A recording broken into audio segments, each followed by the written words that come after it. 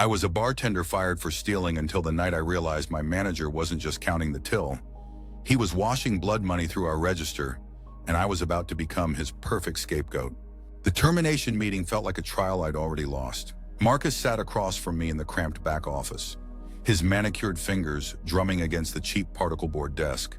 The security footage played on his laptop screen, grainy black and white footage of me handling the register during last Tuesday's shift. His eyes held that particular satisfaction reserved for men who believed they'd outsmarted everyone around them. The math was simple, he explained with theatrical concern. The drawer had come up short by $300. The cameras showed me working that register all night. His voice carried the weight of manufactured disappointment as he slid the termination papers across the desk, already signed and dated. I watched his performance with growing clarity. 3 months of working at Murphy's Tavern had taught me to read people, and Marcus was performing. The way he avoided direct eye contact while discussing the missing money, the slight tremor in his voice when he mentioned the security footage, the fact that he'd scheduled this meeting for after closing, when the rest of the staff had gone home. But it was the paperwork that sealed my understanding. The termination was dated for today, but the incident report was dated 3 days ago. Marcus had been planning this conversation before the money had gone missing, before I'd even worked that shift. I signed the papers without protest. Let him think he'd won. Let him believe I was just another expendable employee too stunned to fight back. His relief was palpable as I gathered my things from behind the bar, my movements slow and defeated. The front door chimed as I stepped into the October night, but I didn't go home. Instead, I walked 3 blocks to my car and drove back to the alley behind Murphy's. From there, I could see the warm glow of the office window where Marcus was still working, probably celebrating his successful frame job. I'd worked enough late shifts to know his routine. Marcus always stayed 2 hours after closing, ostensibly to handle paperwork and prep for the next day. But I'd noticed things during those months that hadn't made sense until now. The way he'd dismiss staff early on certain nights. The visits from well-dressed men who didn't drink but always left with thick envelopes. The cash deposits that never seemed to match our daily receipts. $300 wasn't the theft. It was the discrepancy he couldn't explain away without a scapegoat. I sat in my car for 47 minutes, watching his silhouette move back and forth across the office window. At 1:23 a.m., a black sedan pulled into the alley. 2 men got out, one tall and lean, the other built like a heavyweight boxer. They entered through the back door without knocking. My phone's camera wasn't great in low light, but it captured the license plate clearly enough. The lean man carried a leather briefcase. The boxer had empty hands but moved with the careful precision of someone accustomed to violence. They stayed for 18 minutes. When they left, the boxer carried a different briefcase, larger, heavier by the way he adjusted his grip. The lean man lit a cigarette and checked his watch before getting into the driver's seat. I followed them. The sedan led me through the industrial district to a warehouse with no signage. They pulled into a loading dock where 3 other vehicles waited. I parked a block away and watched through my phone's camera as the zoom function barely held the scene in focus. The boxer delivered his briefcase to a woman in a red coat who inspected its contents under a work light. She nodded to someone I couldn't see and money changed hands. Not the briefcase, actual cash, counted out in thick stacks that disappeared into various pockets and bags.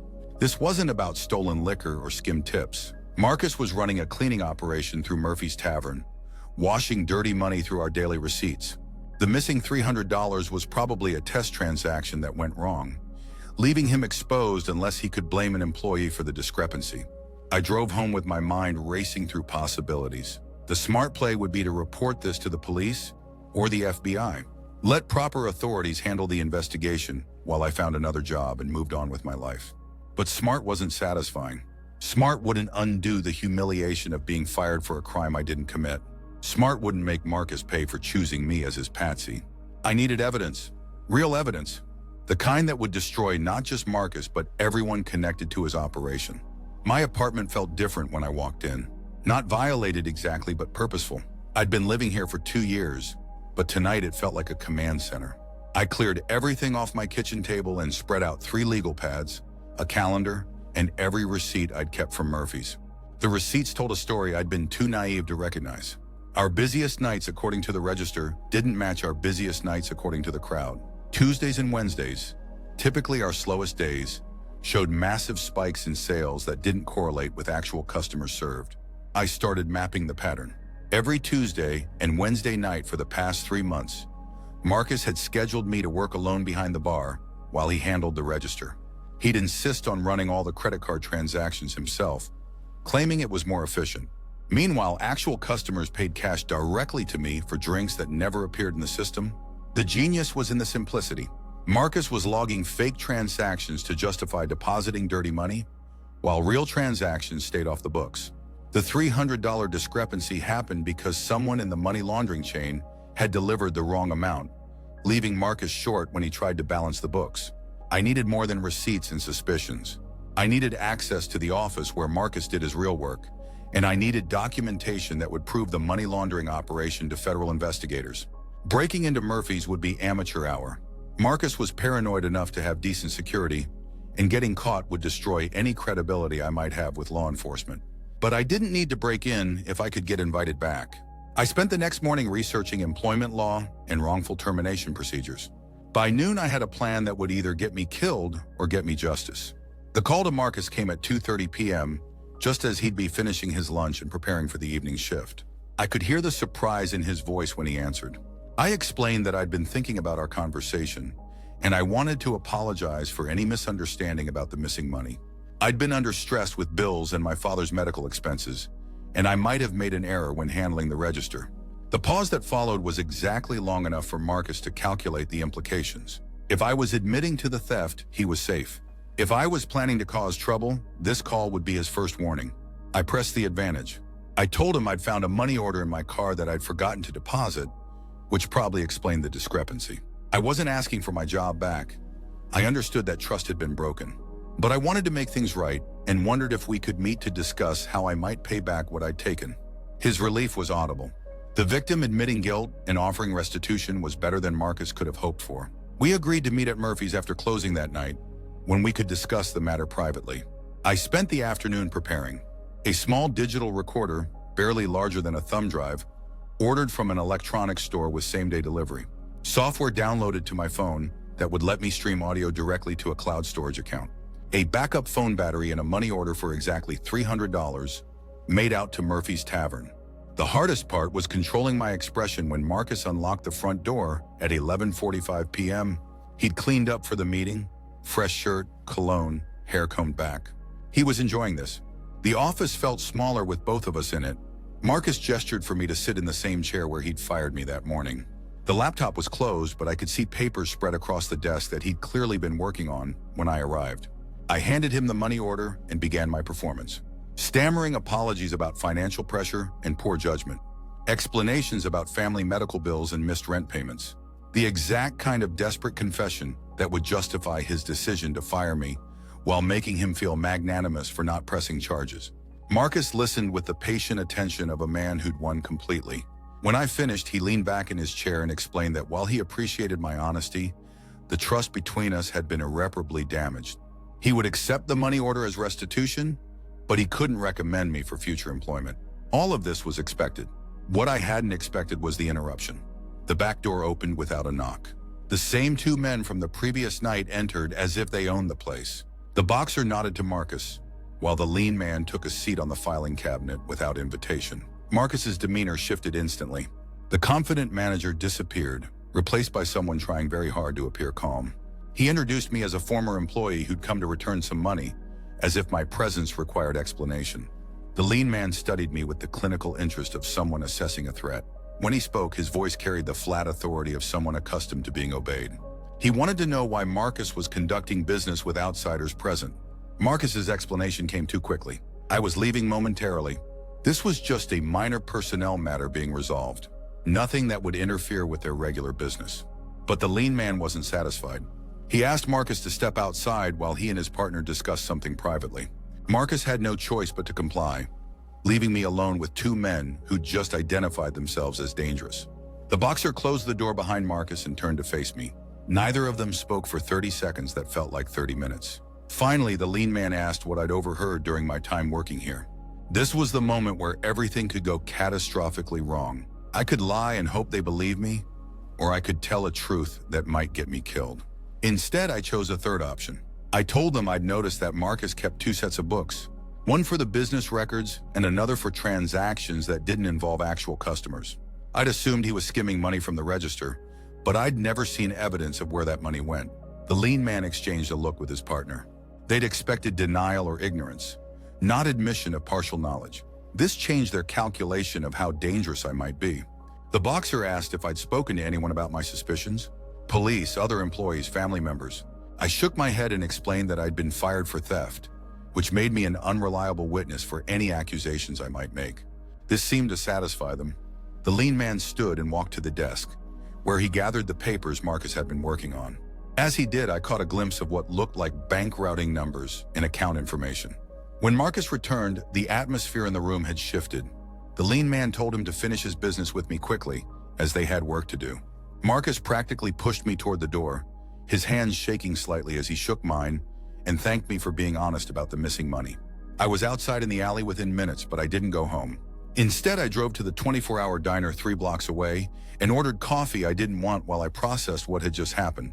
The recording device had captured everything, not just Marcus's admission about the money discrepancy, but the entire conversation with the two men. Their questions about what I'd overheard, their concern about loose ends, the casual way they dismissed Marcus from his own office. More importantly, I'd seen the papers, bank information, account numbers, what looked like transaction schedules. The kind of documentation that would be invaluable to federal investigators building a money laundering case. But I still needed more than a single recording and a glimpse of paperwork. I needed sustained access to Marcus's operation, and I needed it without raising suspicion. The solution came to me as I drove home at 2:30 a.m. I couldn't get my job back, but I could get close enough to document everything I needed. Murphy's Tavern shared a wall with Delancey's Deli, a sandwich shop that had been closed for renovations for the past month. The building was old with thin walls and a shared utility system. More importantly, the deli's back door was less than 20 feet from Marcus's office window. I spent the next day researching the building's layout and ownership records. The deli was owned by an elderly man who lived in Florida and had hired a local contractor to handle the renovations. The contractor was behind schedule and over budget, which meant the space would remain empty for several more weeks. Getting access to the deli required a single phone call to the contractor, explaining that I was a city health inspector who needed to verify that the renovation work wouldn't affect the shared ventilation system with the neighboring business. The contractor was eager to cooperate with any official who might expedite his permit approvals. The deli's interior had been gutted to the studs, which was perfect for my purposes. I could set up surveillance equipment without worrying about disturbing existing fixtures, and the exposed walls gave me access to the shared electrical and communication systems.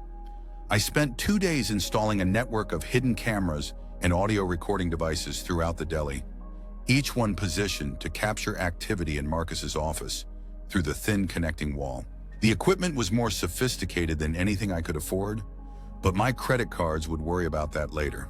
The first night of surveillance yielded nothing but Marcus working alone on paperwork. The second night brought the same 2 men as before, but their conversation was too muffled to record clearly. On the third night, I got lucky. Marcus's office filled with 5 people I'd never seen before. 3 men and 2 women, all dressed in business attire that looked expensive but not flashy. They spoke in the measured tones of people discussing a serious business proposition. The conversation was about territories and percentages. Marcus wasn't just washing money. He was part of a larger network that included restaurants, bars, and retail establishments throughout the city. Murphy's was one of dozens of businesses being used to clean dirty money, with Marcus serving as a local coordinator. The woman in the red coat from the warehouse was there, apparently supervising the operation.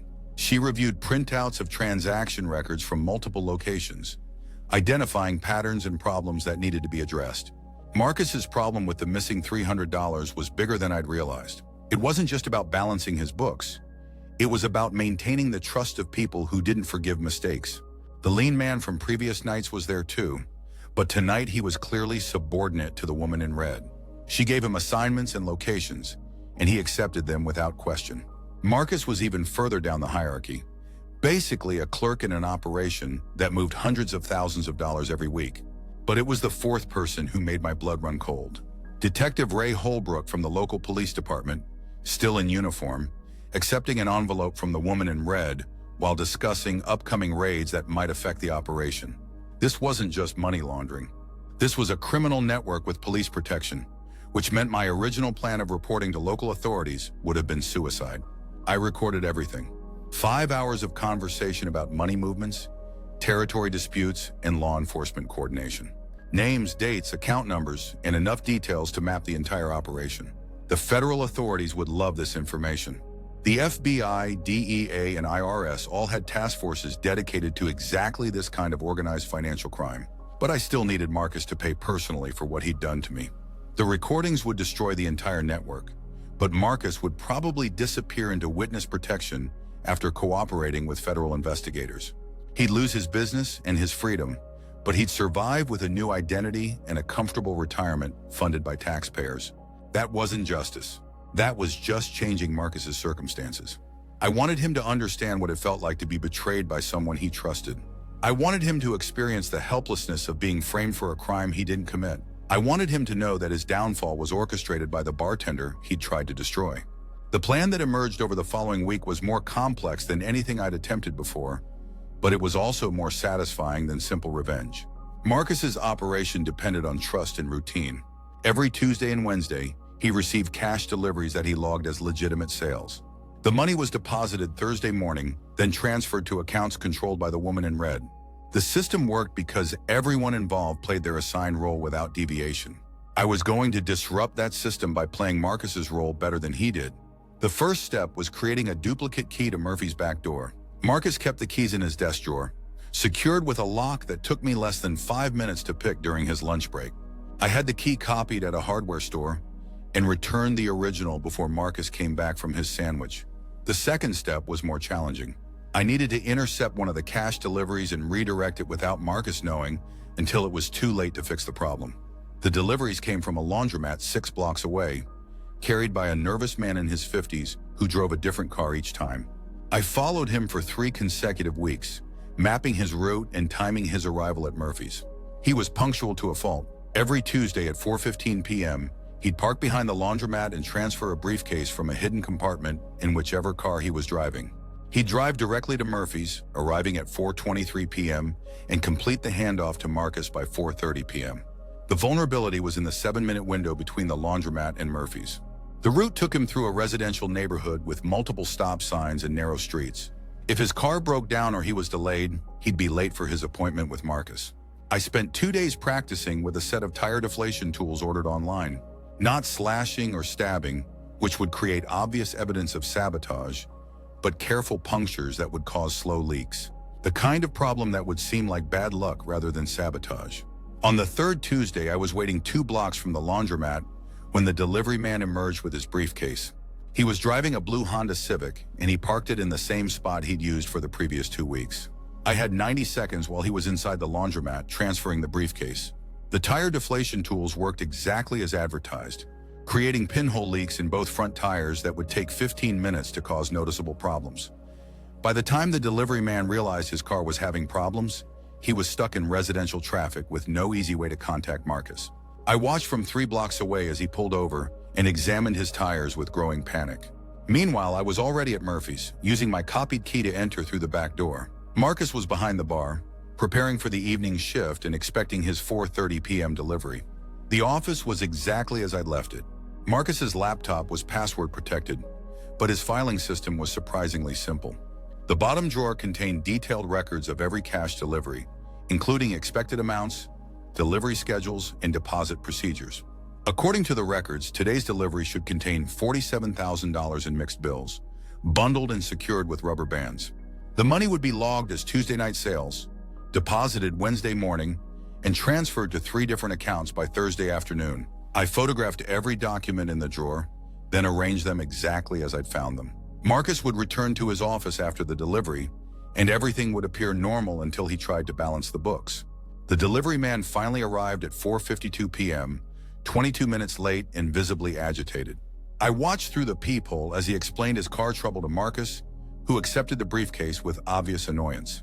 Marcus locked the briefcase in his desk drawer and sent the delivery man away with instructions to be more careful about vehicle maintenance. Then he returned to his prep work, assuming his problems for the day were over. I waited until 5:15 p.m. when Marcus would be focused on serving the early dinner crowd. The back door was still unlocked and the office was empty. Marcus kept the desk key in his pocket, but I'd spent enough time watching him to know he always hung his pants on the back of his chair when he changed into his work clothes. The briefcase contained exactly $47,000, just as the records indicated. But instead of stealing the money, I replaced it with photocopies of the bills, each one stamped with a red ink message that read, "Evidence, FBI Financial Crimes Task Force." The real money went into a garbage bag that I carried to my car, but I didn't keep it. Instead, I drove to the downtown FBI office and left the bag in their overnight deposit slot with a note explaining that it was evidence of money laundering at Murphy's Tavern. Marcus would discover the photocopies when he tried to prepare Wednesday's deposit. By then, the FBI would have the actual money and my note explaining where it came from. Marcus would be left holding a briefcase full of fake bills that clearly identified him as a target of federal investigation. But that was just the beginning. The second phase of my plan activated Thursday morning, when Marcus's superiors would expect their weekly transfer to be completed on schedule. The woman in red had been very specific during her recorded conversations about the importance of maintaining the timeline. Marcus would be forced to admit that he'd lost $47,000 of their money to what appeared to be a federal investigation. He'd have to explain how evidence stamps had appeared on their cash and why the FBI was apparently targeting their operation. His superiors would assume that Marcus had been compromised, either through carelessness or betrayal. In their business, both possibilities carried the same penalty. I spent Thursday morning in a coffee shop 6 blocks from Murphy's, monitoring police scanners and local news feeds. At 11:30 a.m., emergency services were called to the tavern for a reported medical emergency. Marcus had been found unconscious in his office, suffering from what appeared to be a severe beating. He was alive but hospitalized with multiple broken ribs, a concussion, and internal injuries that would require surgery. Detective Holbrook arrived to investigate the scene, but his presence was purely for show. The real investigation would focus on whether Marcus had stolen the money himself or been sloppy enough to attract federal attention. Either way, Marcus's usefulness to the organization had ended. I visited him in the hospital that evening, bringing flowers and a card that expressed my concern for his recovery. The nurses assumed I was a concerned former employee, and Marcus was too medicated to object to my presence.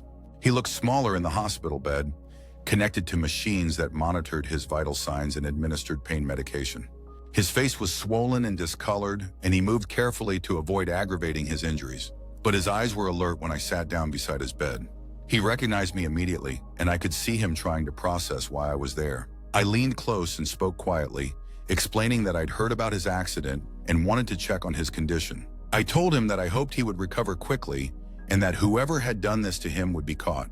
Then I mentioned that I'd been thinking about our last conversation, and I wanted to thank him for accepting my apology about the missing money. I told him that his forgiveness had meant a lot to me, especially since I'd been worried that my mistake might have caused problems for his business. Marcus's eyes widened as he understood what I was telling him. The missing money that had led to my firing was connected to his current problems. The timing of my visit wasn't coincidental, but he couldn't speak. His jaw was wired shut, and his throat was too damaged to produce more than whispers. He could only lie there and listen as I explained how grateful I was for his understanding. I stayed for 20 minutes, chatting about mutual acquaintances and expressing hope that Murphy's would reopen soon. When I stood to leave, I mentioned that I'd recently found steady work with a federal agency and would be moving to a new city within the week. Marcus tried to signal the nurses, but his movement was too weak to activate the call button. By the time a nurse came to check on him, I was gone. The federal investigation that followed was swift and thorough.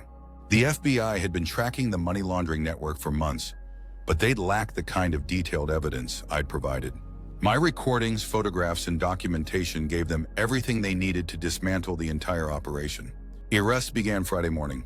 The woman in red was taken into custody at her home, along with a dozen associates who'd been identified through the surveillance evidence. Detective Holbrook was arrested at the police station, creating a scandal that would dominate local news for weeks. Marcus was arrested in his hospital bed, though his condition meant he'd remain hospitalized under guard until he was healthy enough to be transferred to federal custody. The charges included money laundering, racketeering, and conspiracy to commit financial crimes. But the most satisfying part came when federal investigators reviewed the evidence I'd provided. The recordings clearly showed Marcus framing me for theft to cover his own criminal activities. The FBI recognized that I'd been wrongfully terminated and offered to help me pursue compensation through civil litigation. I declined their offer. Money couldn't repair the damage to my reputation or the weeks of anxiety I'd endured, but justice had been served in ways that legal compensation couldn't match. Marcus would spend the next decade in federal prison, assuming he survived long enough to complete his sentence. His former associates would assume he'd cooperated with federal investigators, making him a target for prison violence. His comfortable life as a respected business owner had been replaced by the daily terror of being a marked man in a system designed to punish people like him. The irony was perfect. Marcus had tried to destroy my life to protect his criminal operation, but his betrayal had provided me with the motivation and access I needed to destroy everything he'd built. I left the city the following Monday, taking a legitimate job in a state where nobody knew about my connection to the Murphy's Tavern case. The federal investigation made national news, but my role was never mentioned publicly.